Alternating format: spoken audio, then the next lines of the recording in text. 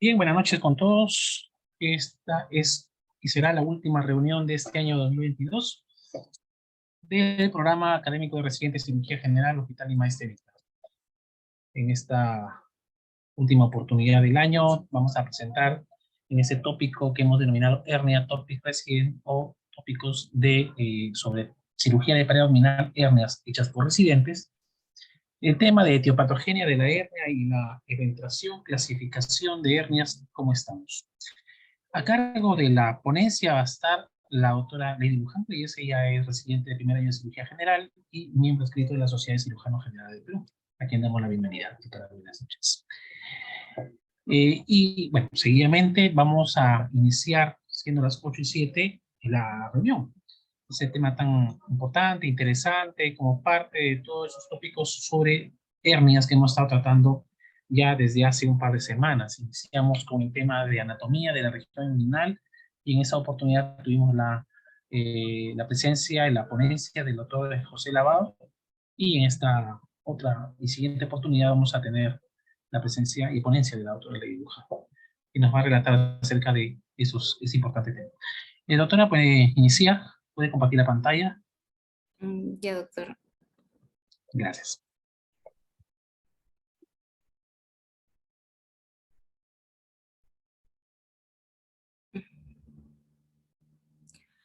Buenas noches con todos. Gracias, doctor, por darme esta oportunidad de poder exponer este tema y, como usted dice, continuar con el tema de hernias. El día de hoy me toca exponer acerca, bueno, una continuación, no de los que son las hernias, hablando de la etiopatogenia de la hernia y la eventración, así como la clasificación de estas. Como ya me había presentado el doctor, soy médico residente de primer año, Lady Luján, el cual va a exponer este tema. Primero, para hablar un poco sobre la definición tanto de hernia como eventración, tenemos que recordar que la hernia es una protrusión parcial o total del contenido abdominal a través de una zona de debilidad de la pared abdominal, mientras que la eventración, acá lo pueden ver en la imagen, esto es lo que hablo de una hernia, en la cual tiene que ser por un orificio natural, y mientras que la eventración, o llamado también una hernia incisional, es un defecto de la pared abdominal en el área de una cicatriz postoperatoria, en el cual tiene un índice de un 10 a 15% de pacientes postoperados, como pueden ver en esta segunda gráfica que sale del lado derecho de la pantalla.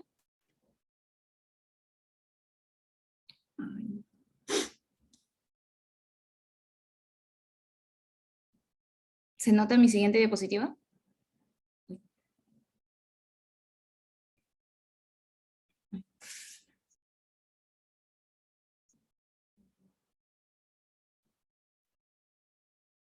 Ya. ¿Se nota, disculpe, la siguiente diapositiva? No se escucha. A ver, sí, las diapositivas están bien. Ah, ya. Ok, disculpe. Ya. Bueno, entonces la primera parte era una definición acerca de tanto lo que son hernias versus lo que es una eventración. Ahora, mirando la pared anterior, son las hernias que van a protruir, siendo la primera de la protrusión en la línea alba, también llamada una hernia epigástrica. También tendemos a la hernia inguinal, a la hernia de Spiegel, la cual protruye por el borde lateral de los músculos de los rectos. Tenemos también la hernia incisional, que ya la había mencionado anteriormente, o llamada también una eventración. Tenemos también los que son las hernias inguinales, la cual protruyen por encima del canal inguinal, y también las hernias femorales, o también llamadas hernias crurales, las cuales protruyen por debajo de del ligamento inguinal. Mientras que en la pared posterior vamos a tener dos hernias, las cuales las pueden ver acá en ese triángulo invertido que se llama la hernia de Greenfeld y la hernia de Petit. Ahora sí, hablando sobre la etiopatogenia de las hernias, se da cuando existe una pérdida de la integridad mecánica de los músculos y los tendones de la pared abdominal. Los trastornos genéticos o sistemáticos a través de la llamada matriz extracelular dan a que se forme una hernia primaria. Hablando en sí la hernia inguinal, que es una de las más frecuentes, la etiopatogenia describen, según la Sociedad Hispanoamericana, que es una etiología multifactorial. Es decir, hay muchos factores que ya lo voy a presentar en las siguientes slides, pero el que predomina más, y lo pueden ver en esta gráfica, es acerca de los cambios de los diferentes componentes que contiene la matriz extracelular. Y básicamente que se da a nivel de la fascia transversalis, como el primero, que acá como he puesto, es el cambio de la relación del colágeno tipo 1 y el colágeno tipo 3. Recordando que el colágeno tipo 1 es el más frecuente que se encuentra en todo nuestro cuerpo y es el que mayor resistencia nos da a nuestros tejidos, mientras que el colágeno tipo 3 nosotros lo vamos a encontrar en las fases iniciales de lo que es la cicatrización. Es decir, lo normal es que predomine más el colágeno tipo 1, pero en esta patología de las hernias que estamos hablando hay un cambio, es decir, que se ha encontrado más en estudios que lo que predomina es el colágeno tipo 3. Además, habrá una deficiencia del metabolismo de la elastina, en la cual también participa lo que es la enzima LOX1, y también hay una sobreexpresión de la metaloproteinasas 2 y 9, que son las que degradan al colágeno. Entonces, viendo este gráfico de lo que he hablado, según la Sociedad Hispanoamericana, habla que existe una gran relación con los cambios de la expresión de los diferentes componentes que ya les había mencionado, como son los componentes estructurales, que es el colágeno, que se da la inversión en que predomina más el colágeno tipo 3 que el colágeno tipo 1. Vemos que hay una deficiencia en lo que es la elastina. También existen los mediadores solubles, como el factor de crecimiento, que es el que media a lo que es la melatoproteinasa tipo 2 o tipo 3, que ellas son las que degradan a la matriz extracelular. Es decir, que este factor de crecimiento vamos a encontrar que está en aumento, ya que esta metaloproteinasa también se encuentra en aumento. Y vamos a ver que la enzima, la cual apoya a que se fabrique más elastina, está en descenso, que es la lisiloxidasa. Otros factores que ya también les había mencionado, que la hernia, por su etiopatogenia que es multifactorial, vamos a encontrar factores predisponentes, como la edad. A mayor edad vamos a ver que sí hay un gran porcentaje, ¿no?, que pueden tener hernias. También predomina más lo que es el sexo masculino versus el femenino, que es la relación va de 3-1. La historia familiar, el tabaquismo, como pueden ver acá, el tabaquismo tiene una mayor sobreexpresión de la metaloproteinasa 2, la cual ya la había mencionado, va a degradar el colágeno, por eso que es un factor predisponente para que una persona pueda llegar a tener hernias. La obesidad, enfermedades pulmonares obstructivas como el EPOC, una hernia contralateral, una ocupación, pacientes que trabajan en lugares de carga de mayor tiempo, eso también predispone a que un paciente pueda tener lo que son las hernias. Factores biológicos, como pueden ver acá, es una disminución de la síntesis de colágeno en la matriz extracelular, pero esta es de manera genética, como son las enfermedades de Ehlers-Danlos, Marfan, Hunter, la osteogénesis imperfecta o aneurisma de la aorta. Existe también factores anatómicos, como es en los varones la persistencia del conducto peritoneo vaginal y en las mujeres el conducto de Nuc. También hay un aumento crónico de la presión intraabdominal, como lo vemos en los casos de manera fisiológica en embarazos múltiples, si hablando de enfermedades patológicas ya sería cirróticos, enfermedad crónica en diálisis peritoneal, estreñimiento crónico, tosedores crónicos, como los había mencionado acá también el EPOC, pacientes con prostáticos o ascíticos. Entonces, todo estos son factores que lleva a que un paciente pueda tener lo que es una hernia. Mientras que en la eventración existe también factores que predisponen a que se pueda llegar a esta patología. Factores que es del paciente, de la enfermedad, de la técnica quirúrgica y del posoperatorio. Como ya también lo había dicho, la edad, a mayor edad es más predisponente a que un paciente pueda tener una eventración. El sexo masculino, que la relación va de 3 a 1 versus la mujer, enfermedades crónicas sistemáticas como la diabetes mellitus, enfermedades renales, obesidad, ascitis, tabaquismo, el cual es muy importante porque hay un aumento de la metaloproteinasa 2 y 9, que esta es la que degrada al colágeno.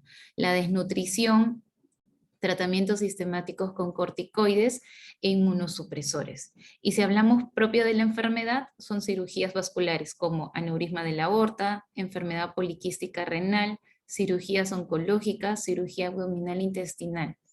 Y si hablamos acerca de factores de la técnica quirúrgica, se describe que hay un mayor porcentaje de pacientes que desarrollan eventración cuando el tipo de incisión es vertical, cuando se hacen laparotomías mediales versus laparotomías paramediales.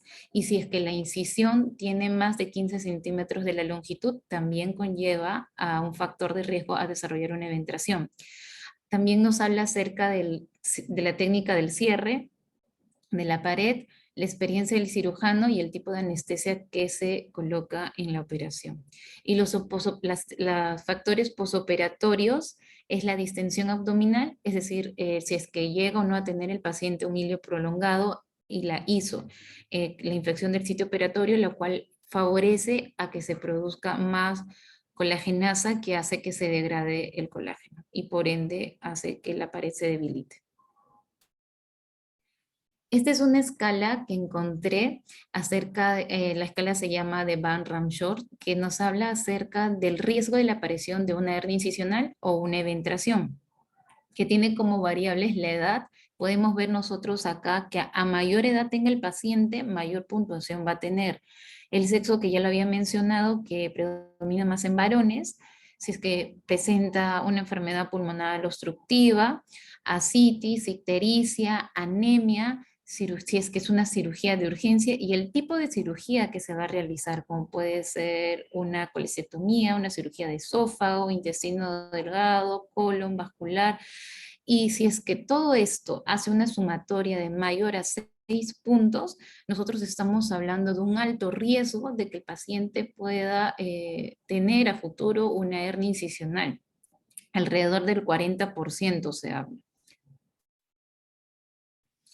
Ahora sí, hablando de la clasificación, como ya lo había mencionado antes, la Sociedad Hispanoamericana de Hernias habla acerca de la clasificación la más usada, que es la de Knighthouse, cual nos dice que existe 4 tipos de hernias, siendo la primera una hernia inguinal indirecta, en la cual nosotros vamos a ver que el anillo inguinal profundo no está dilatado, es decir, que el diámetro está normal y la pared posterior no está afectada.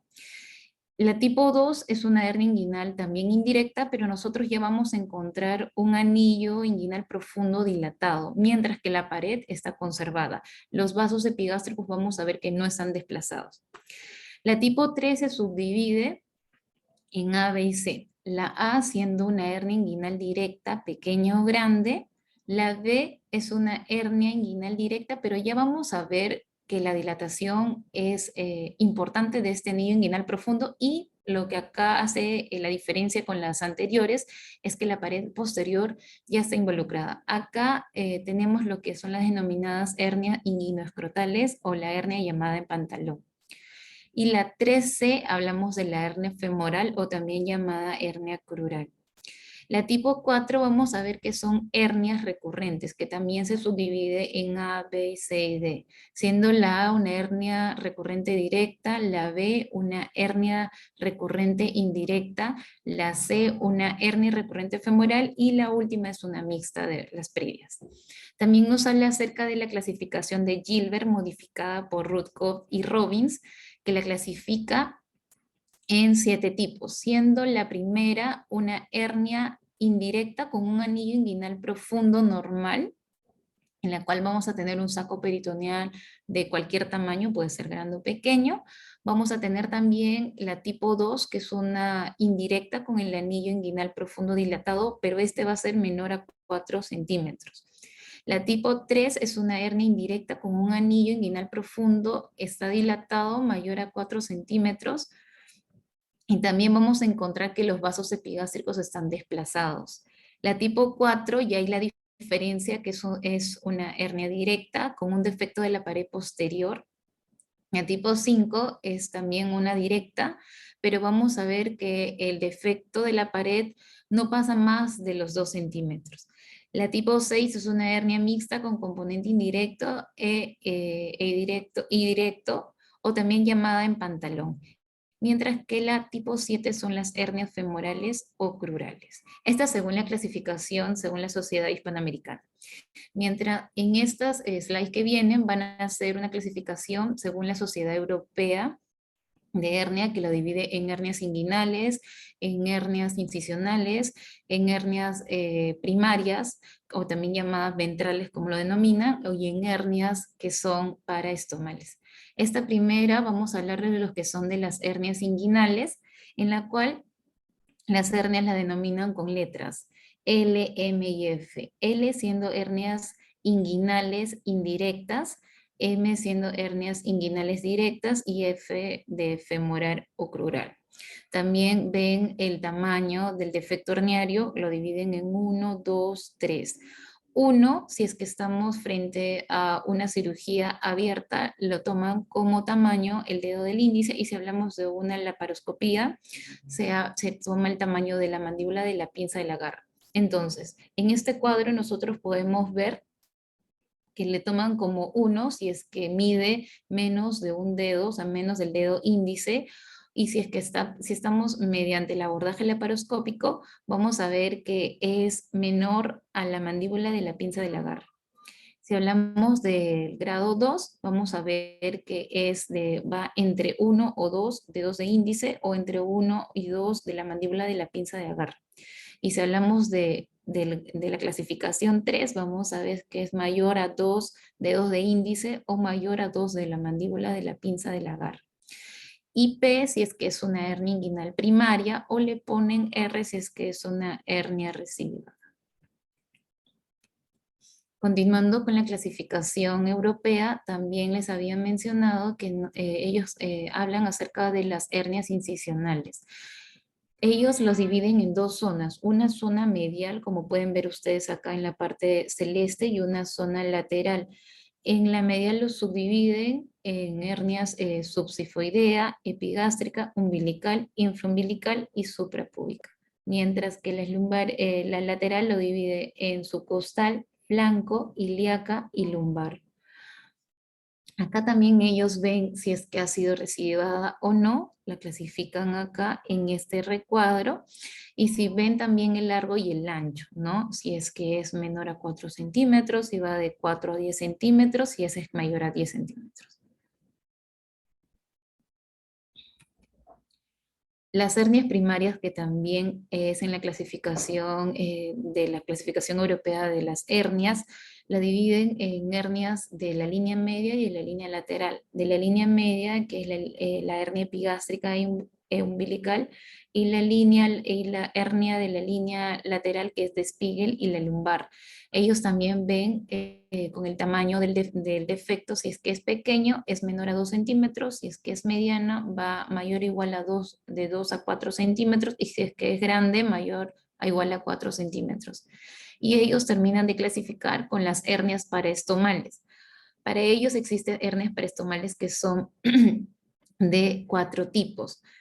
Ven tanto el anillo, y también ven si es que existe una hernia incisional concomitante. Siendo la tipo 1 una hernia pequeña, menor o igual a 5 centímetros, pero no hay una hernia incisional concomitante. Siendo la tipo 2, que es menor a 5 centímetros, pero sí existe una hernia incisional. La tipo 3 es una hernia grande, mayor a 5 centímetros, pero no hay una hernia incisional. Y la tipo 4 es una hernia grande, mayor a 5, pero que también tienen una hernia incisional. Y le agregan P, que es si es que es primaria, o R si es que es residual. La clasificación según la Asociación Americana de Trauma en Cirugía lo dividen a las hernias en 5 grados, siendo la primera una hernia reductible, en la cual vamos a ver que llega el paciente sin fiebre, sin leucocitosis, es una hernia palpable, en la cual se puede ver por tomografía. La tipo 2 es una hernia encarcerada, pero sin isquemia, en la cual vamos a ver que también se puede ver por tomografía, pero ya hay un dolor localizado, ¿no? Igual es un paciente en la cual no se va a encontrar por la clínica, no hay fiebre ni leucocitosis, según esta clasificación. La tipo 3 es una hernia ya encarcerada también, pero en la cual vamos a ver que hay ya un compromiso, hay isquemia, pero vamos a ver que ya el paciente llega, pero con fiebre, taquicardia, leucocitosis. A nivel de imágenes vamos a encontrar signos inflamatorios, cambios inflamatorios. La tipo 4 es una hernia encarcerada en la cual ya va a encontrar una peritonitis pero localizada, ¿no? Vamos a ver que también hay colecciones, vamos a ver cambios inflamatorios como eritema alrededor de la hernia, ¿no? Que nos hacen ya pensar en un grado mayor. Y la tipo 5, que es una hernia encarcerada en la cual ya va a haber una peritonitis difusa, en el cual vamos a ver que ya hay cambios inflamatorios, vamos a ver que hay un dolor difuso, vamos a ver que también hay este rebote a nivel que en la parte de lo que es la clínica. En imágenes vamos a ver que ya sí existe colecciones aparte de los cambios inflamatorios. Estas son las conclusiones que se ha llegado acerca de este tema. Recordar que los elementos de la matriz extracelular del tejido conectivo cumplen un rol importante en lo que es en la génesis de este tipo de hernias inguinales, que es la más frecuente de las hernias que ya he hablado. Como lo había mencionado, el colágeno, ¿no? En la inversión que hay en este colágeno tipo 1 sobre el tipo 3, acerca de la menor producción de la elastasa y la sobreexpresión de la melatoproteinasa tipo 2, en la cual vamos a ver que todos estos cambios llegan a cumplir un rol en lo que es la génesis de este tipo de hernias inguinales. Y también existen diferentes factores predisponentes para la formación de las hernias incisionales, también llamado eventraciones, en la cual nosotros podemos actuar sobre ellos, como mejorando la valoración nutricional, ya que lo había mencionado que la obesidad es un factor predisponente acerca de las comorbilidades como la diabetes, si es que me llega un paciente con enfermedad renal, acerca de la técnica del cierre de la pared, ver cuál es la mejor técnica, cuál es la mejor sutura para poder bajar el índice de hernias incisionales y entre los otros factores. Esta es la bibliografía en la cual he encontrado acerca de este tema, tanto como la revista hispanoamericana y las demás bibliografías. Gracias. Bien, gracias. Gracias, Lady, por la exposición. Sé que ha sido un tópico quizás que puede parecer un tanto corto, muy específico, pero de sustancial importancia, porque primeramente la parte de etiopatogenia y factores causales de la hernia, de la patología herniaria, es importante conocer. Lo mencionas en la conclusión, por ejemplo, y debo entender y resumir que es conocer justamente al paciente, las comorbilidades, por ejemplo, que pueden haber llevado a sufrir ese tipo de hernia. Si estamos pensando en una cirugía programada, mejorar esas comorbilidades, conocer al paciente en su totalidad sobre los factores predisponentes para que luego de aplicado la técnica quirúrgica elegida, pues vamos a tener un éxito, el objetivo es tener un éxito bastante importante, ¿no? En el postoperatorio. Más aún si estamos manejando la obesidad, si estamos, por ejemplo, en el caso de sugerir baja de peso a nuestros pacientes que van a someterse probablemente, por ejemplo, una diastasis de recto, eso es importante. O, por ejemplo, el factor de tabaquismo, que es un factor bastante inherente y directo de la patología herniaria. Es importante tener en cuenta, tener ese dato del paciente para luego trabajar sobre ello, ¿no? Mejorando o eliminando ese factor importante. de repente hay pacientes que tienen patologías oncológicas, y eso estamos hablando de la parte nutricional, que afecta también indirectamente. Mejorar ese aspecto, por ejemplo, para obtenerle un éxito notable en la cirugía. Y después, en el segundo punto, tratamos acerca de la clasificación. Para ello, por ejemplo, puedes darnos a conocer de repente la importancia del conocimiento de las clasificaciones en hernias. Vemos que son variadas, hemos visto que realmente tengan una utilidad importante, ¿no? ¿Por qué conocerlas?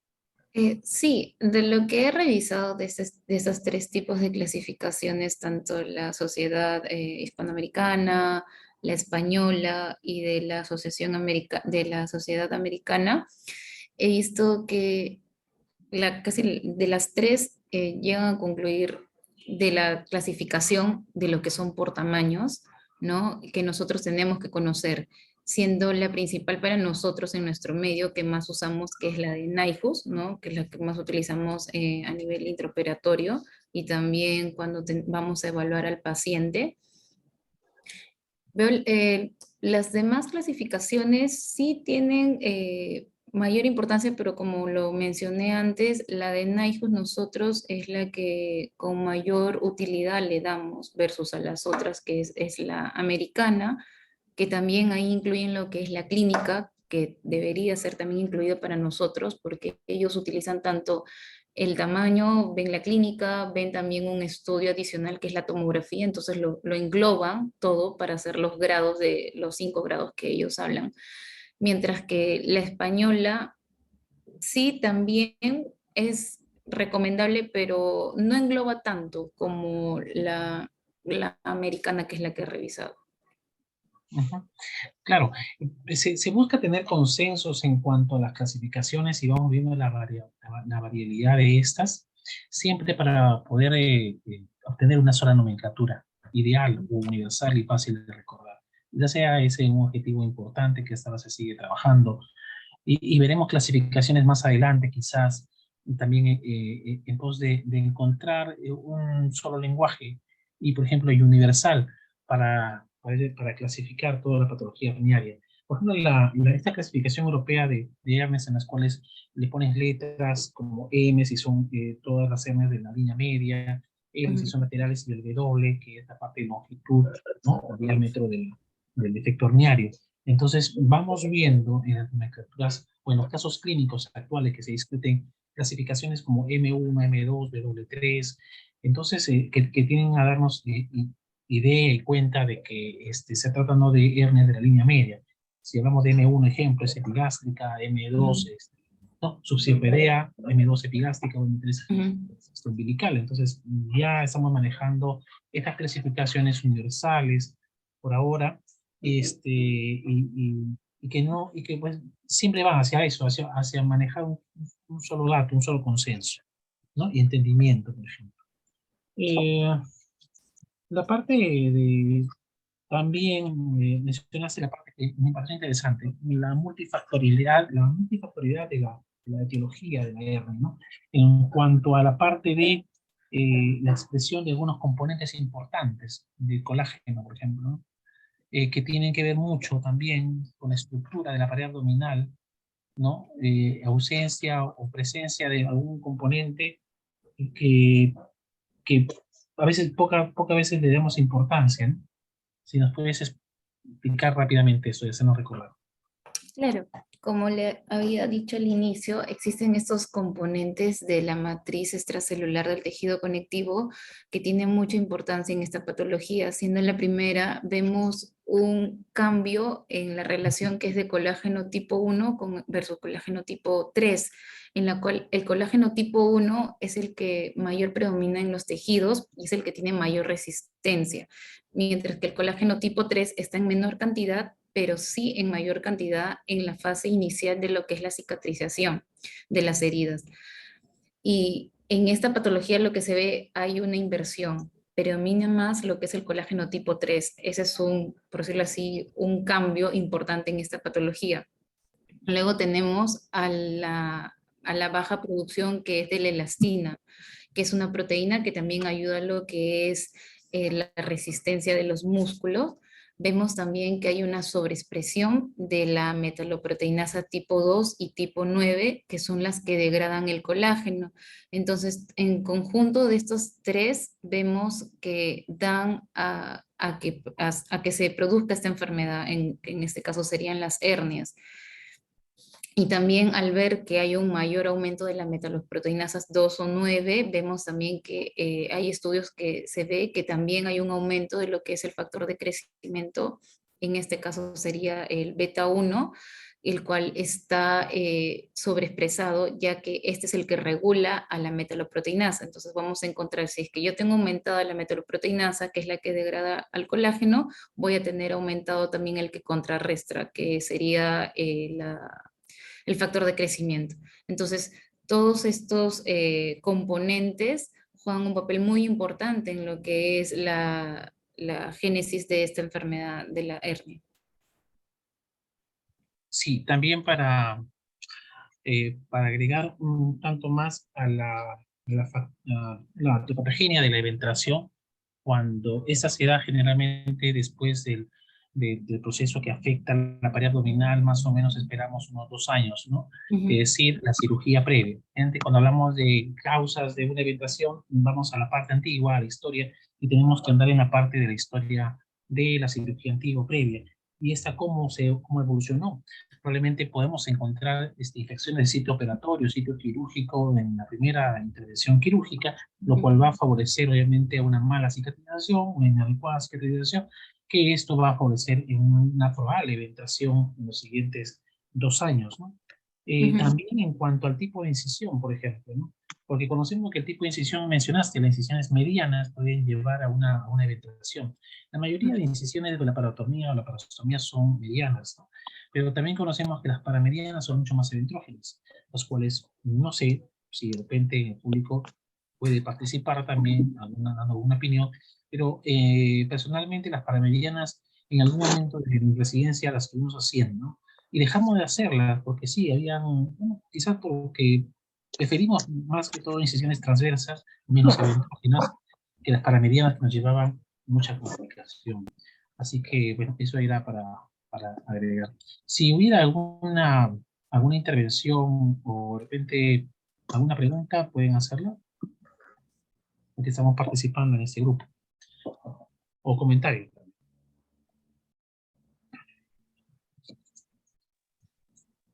Doctor, ¿yo podría hacer un comentario? Sí, sí, jefe. ¿Qué tal? ¿Cómo está? Buenas noches.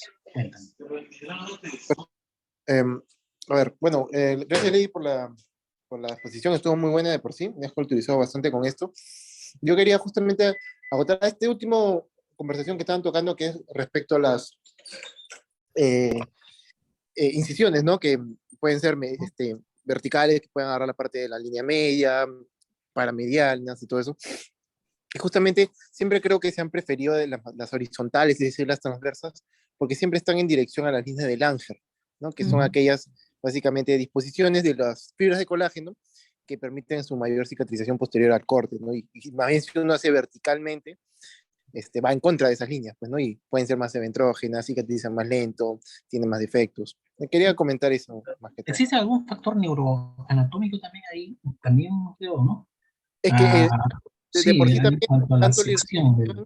ajá, la irrigación y la inervación también es Sí. en esa disposición. Y si se va vertical, se corta también eso, pues, ¿no? Claro, se genera otra vez nuevos, pero ya es fibrosado siempre, el nuevo tejido. Claro. Sí, pues también es un factor interesante a considerar. Cuando estamos haciendo cirugía de pared abdominal, pues es importante tener siempre cuidado de estas estructuras anatómicas. La inervación es importante en la zona de la pared abdominal. Y, pues la pared abdominal tiene también funciones que tienen que ver con la parte respiratoria. Se comparten funciones, por ejemplo, ahí. Así que eso es importante considerar. Otro comentario. Gracias, José. Si hubiera alguna otra pregunta o comentario, quizás ahí quieres hacer algunas precisiones. como ya lo había mencionado usted, doctor, es acerca de los factores de los factores predisponentes que nosotros como médicos en la consulta externa, nosotros si es que vamos a programar a un paciente de una hernia inguinal o una hernia incisional, abordar y trabajar acerca de estos factores, ¿no? Como ya le había dicho, los factores como la evaluación nutricional, ver acerca de las comorbilidades, hacer mucho énfasis en eso, porque a veces nosotros se nos puede pasar o quizás se obvia, ¿no? Por la consulta, por ser rápida a veces, entonces vemos que ya hay estudios que nos dicen que tanto la obesidad como el tabaquismo, que son cosas que sí se puede trabajar con el paciente, ¿no? Se nos puede ir, ¿no? Y en eso hay que hacer bastante hincapié en las comorbilidades y en los factores predisponentes que uno puede sí abordar con el paciente previo a la cirugía, ¿no? Para evitar ya el alto índice que hay de esta patología. Ujú, sí, sí, pues muy, muy cierto en eso. Por ejemplo, la causa de hernias en los niños, a veces nos olvidamos esta parte, pero sí, es muy frecuente tenerlo en la consulta quirúrgica, ¿no? Es un factor anatómico acerca de esto, ¿no? Es generalmente la persistencia del conducto peritoneo vaginal, ¿no? En los niños. Y también tiene que ver también que hay frecuencia de hernia umbilical también, ¿no? Ujú. Sí, eso es así. ¿Sí? Sí, sí, sí, doctor, Ujú. predomina más Sí, ese tipo de hernias en ellos. factores anatómicos, ¿no? Factores anatómicos en el desarrollo. En cambio, ya hay adultos que los factores externos son preponderantes. Ujú. Bien, entonces, bueno, si hubiera algún comentario nuevamente o alguna otra pregunta. Bueno, estamos entonces, gracias, Lady. Estamos finalizando entonces este Ateneo. Yo creo que estamos cerrando un ciclo de todo este año que hemos estado trabajando académicamente, dando diversos tópicos muy variables, de todo tipo, tanto trauma como hernias y demás temas quirúrgicos. Así que yo les agradezco muchísimo a todos aquellos que nos siguen y sobre todo a aquellos que también han participado. Gracias a ustedes, señor residente del Hospital Lima Este Vitarte. Y bueno, nos estamos entonces despidiendo hasta el siguiente año. Vamos a hacer un mes de para y bueno, en febrero estamos retornando nuevamente. Más bien, gracias, Lady, por la ponencia y la exposición, hiciste bastante bien. Gracias, doctor. Esos tópicos son muy importantes porque son los del día a día, en la vida del residente o en la vida del cirujano general, que muchas veces son tópicos muy pequeños, muy cortos, pero que tenemos que tener en cuenta. Por ejemplo, a la hora de la pase de visita, al momento de poder terminar una intervención y clasificar, por ejemplo, nuestras hernias, al momento de hacer lecturas diarias y científicas, cuando nos vengan clasificaciones nuevas o tengamos que darle alguna recomendación a los pacientes. Así que, bueno, más que agradecerte a todos y cerrando esta sesión, bueno, aprovecho también de desearles un buen feliz año 2023. Y nos estamos viendo ya en febrero del 2023. Muchas gracias a todos ustedes. Gracias, doctor. Hasta luego. Gracias. Buenas noches con todos. Hasta luego. Gracias.